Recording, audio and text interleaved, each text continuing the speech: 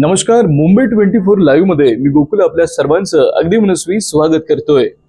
विधानसभेच्या निवडणुकीनंतर महायुती सरकार स्थापन झाले, परंतु मंत्रिमंडळ विस्तारात अनेक दिग्गज नेत्यांना डावलण्यात आलं। यामध्ये प्रामुख्याने छगन भुजबळ, सुधीर मुनगंटीवार आणि सदाभाऊ खोत यांचा समावेश होता।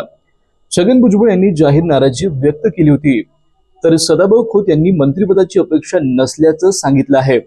त्यांच्या या विधानामुळे राजकीय वर्तुळात मात्र चर्चा रंगली आहे। पाकिस्तानचे माजी पंतप्रधान इम्रान खान यांना 19 कोटी पाऊंड जमीन भ्रष्टाचार प्रकरणी दोषी ठरवण्यात आले।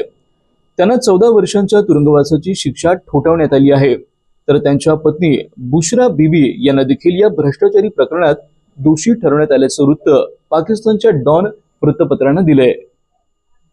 राज्यातील बीड खून प्रकरण वेगळं वळण घेत असताना देशमुख हत्या प्रकरणात सरकारी वकील म्हणून उज्ज्वल निकम यांची नियुक्ती करण्याची मागणी आता जोर धरू लागली आहे। याच दरम्यान मुख्यमंत्री देवेंद्र फडणवीस यांनी उज्ज्वल निकम यांची रात्री सागर बंगल्यावर भेट घेतली। 15 ते 20 मिनिटे झालेल्या चर्चेच्या आधारावर उज्ज्वल निकम यांच्या नियुक्तीची शक्यता आता स्पष्ट झाली आहे।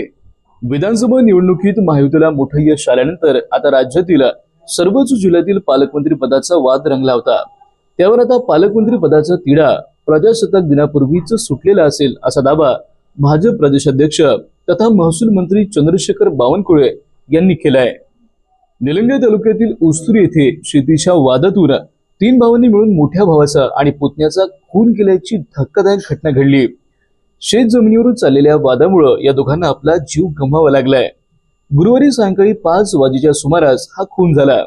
शेतमालकीच्या वादामुळे भावांमध्ये तणाव होता।